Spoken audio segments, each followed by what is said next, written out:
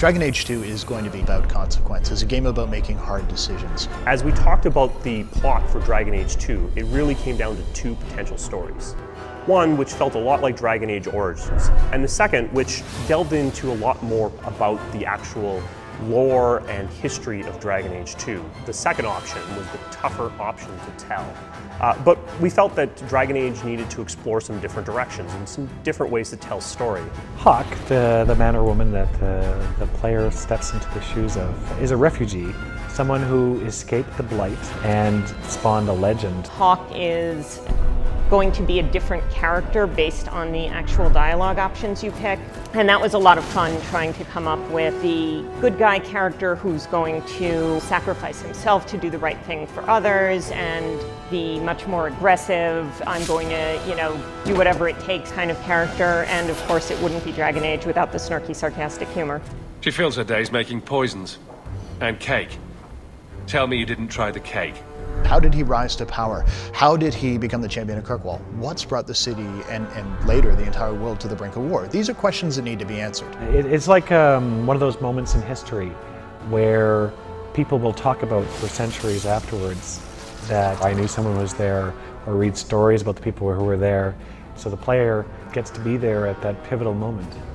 So we got together to talk about ways we could do this, the way we could tell a decade worth of history in a single game. And out of those explorations, that's where the frame narrative came from. A story within a story became key.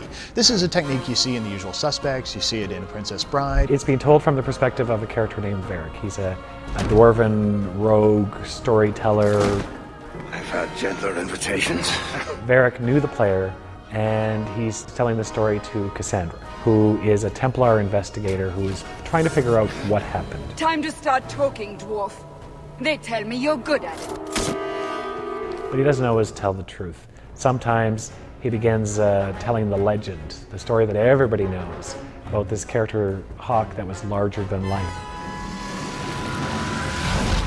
Bullshit. That's not what really happened. When a book or a movie does a frame narrative, the narrator knows how things are going to turn out. But in a video game, we can't know that, because the way you choose to play is going to affect the narration. And what's so very cool about this is, while we can't really take credit for frame narrative, it's been used for hundreds of years, I think this may be one of the first, the truly interactive frame narratives. Thus began the champion's first year in Kirkwall, settling his debts with the mercenaries. That's when I first met the champion. In Dragon Age Origins, you traveled across the land, but in Dragon Age 2, you're traveling through time. We're focused on a more specific area. You see it over time, you see it evolve, you see it change. This, I think, gives it more depth. Relationships can develop over a period of years rather than just weeks or months. Been a while, hasn't it? I've been keeping an eye on you. On one hand, an adventure tale isn't necessarily about romance, but on the other hand, what adventure tale, what science fiction or fantasy tale have you ever seen that didn't have some element of romance? Wait, you're not thinking of bringing feelings into this, are you? And we were able to take them in some pretty wildly different directions, from virginal girl next door to crazy up against the wall, let's have it on right here. And one angle that we haven't really targeted before is the sense of family. The sense that Hawke is not some character who just washed up on a beach with no history, nothing to back him up. He's got a mother, he's got siblings, and they come with him. Will we see rivalry? Yes. Will we see jealousy? Yes. Will we see genuine affection? Yes. We're running from your bloody Templars. I'm in charge. You do what I say. Right, brother. So it's obvious, well, if I'm going to become the Champion of Kirkwall, why bother playing? Well, the question is, what is a Champion of Kirkwall? Is there a political significance? Do I command an army? Have I got some sort of superpower that no one's told me about? And in a lot of ways, how you choose to play will help define that. It would have been very easy for us after Origins to sit on our laurels and just do what was already successful and not try anything new.